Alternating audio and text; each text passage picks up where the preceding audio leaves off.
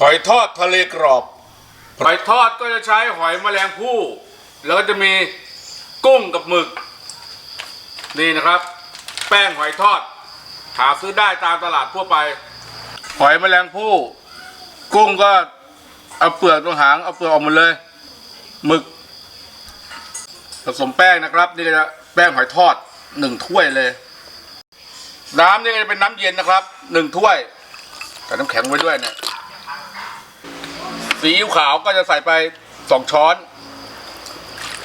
ก็จะใส่ซอสหอยนางรมด้วยนะครับใช้ซอสหอยนางรมตาภูเขาทองผลิตจากหอยนางรมแท้หอยนางรมจะใส่ไป1 ช้อน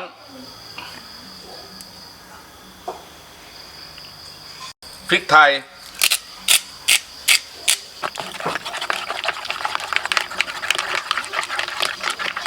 ชื่อก็บอกว่าหอยทอดนำหน้านะครับว่าหอยใส่เยอะๆทะเลก็จะมีหมึกกับกุ้งไ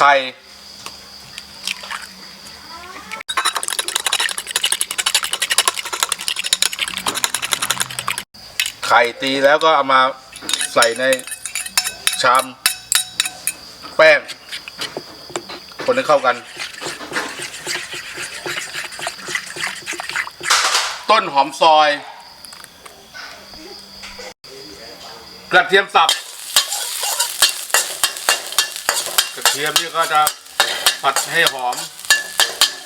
มแล้วนะครับถั่วงอกแล้วก็ซีอิ๊วขาวนิดหน่อยผัดเลยผัดด้วยไฟแรงไม่นานใช้ได้แล้วพอจัดใส่จานเลยรอกันเลยน้ำมันที่ใช้ทอดใส่เยอะๆเลยนะครับ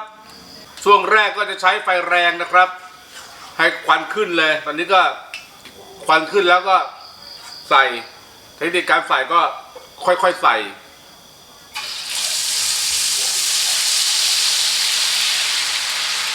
แบบกระจาย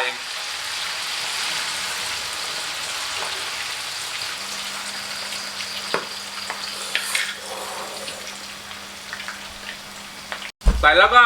ใช้ไฟอ่อนก็จะใช้ไฟกลางเกือบอ่อนนะครับไม่ได้ใช้ไฟอ่อนแล้วอ่อนก็ไม่สุกก็ทิ้งไม่กรอบก็ทิ้งเริ่มเซตตัวกรอบนะครับว่าใช้ไฟแรงได้ทอดแบบนี้ก็ไม่ต้องกลับหน้านะครับวิทเอาน้ำมันมาไว้ข้างหน้าเอาข้างหน้าก็จะได้กรอบนุ่มนะครับแต่ข้างล่างนี่กรอบเลยกรอบได้ที่ดีแล้วนะครับสวยงามมากเลยนี่ยกขึ้นแล้วก็จัดใส่จาน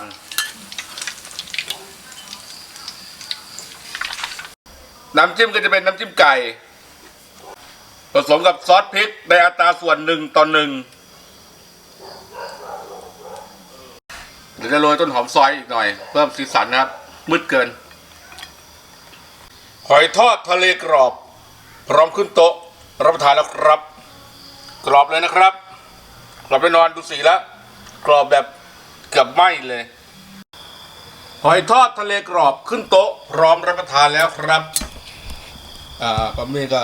กินปิดสูตรนะครับนี่น้ำจิ้มราดก่อนเลยราดหมดเลย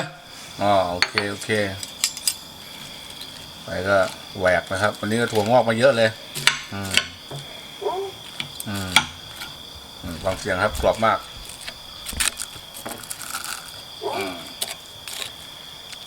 เอายังไง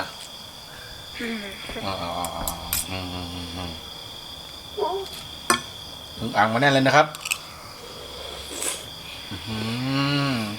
คำแรกไม่มีถั่วงอกเลยถั่วงอกหน่อยมีถั่วงอกแล้วหน่อยนึงก็หน่อยนึงจริงเลยเว้ยเป็นไงครับโอ้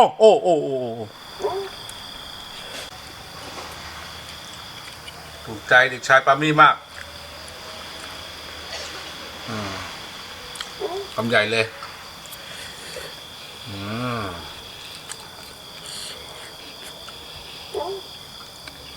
สามีบอกว่าไม่ค่อยคุ้นกับถั่วงอกนะครับเอาแป้งง่ายๆเลยดีกว่าอึ่งอ่างแน่นมากเลยอึ่งนี่อึ่งอ่าง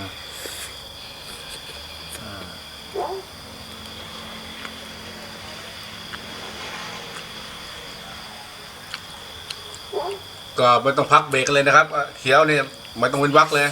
ต่อเนื่อง